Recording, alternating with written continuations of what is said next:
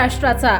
नमस्कार, मी गौरी संध्या लाईव्ह मध्ये आपलं सगळ्यांचं स्वागत। छत्रपती संभाजीनगर मधील वाळूज औद्योगिक क्षेत्रातील बजाजनगर परिसरात बुधवारी दुपारी एक भयावह हत्येच्या घटनेनं हादरून गेलाय। एका 45 वर्षीय महिलेनं आपल्या प्रेमीच्या पत्नीवर चाकूने सपासप वार करून तिची निर्गुण हत्या केली आहे। भरवस्तीत आणि दिवसाढवळ्या घडलेल्या या घटनेमुळे परिसरातील नागरिकांमध्ये दहशतीचं वातावरण पसरलंय।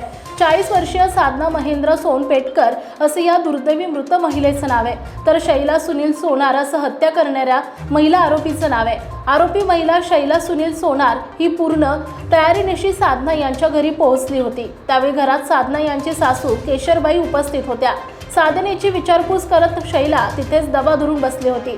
साधना मंदिरामधून परतताच शैलानं त्यांच्याशी वाद घालायला सुरुवात केली। रागाच्या भरात शैलानं घराचा दरवाजा आतून कडी लावून बंद केला आणि महेंद्र सोनपेटकर बद्दल विचारणा सुरू केली।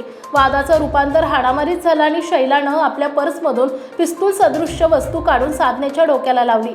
तिनं संपूर्ण कुटुंबाला संपवण्याची धमकी दिली। या भीषण प्रसंगातून सासू केशरबाई यांनी मोठं धैर्य दाखवलं। त्यांनी झटापट करून शैलाच्या हातातील पिस्तूल सदृश्य वस्तू हिसकावून खिडकी बाहेर फेकून दिली। मात्र यामुळे शैलाचा राग अधिकच अनावर झाला। तिने सोबत आणलेला स्प्रे साधना आणि केशरबाई यांच्या तोंडावर फवारला। या स्प्रेमुळे दोघींनाही डोळ्यात तीव्र जळजळ होऊन त्या खाली कोसळल्या।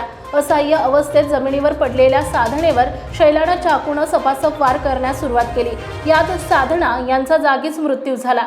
सासू केशरबाई या रक्ताच्या थारोळ्यात पडलेल्या सुनेला पाहून ओरडत राहिल्या, पण शैलाचं क्रूर रूप पाहून त्या हतबल होत्या।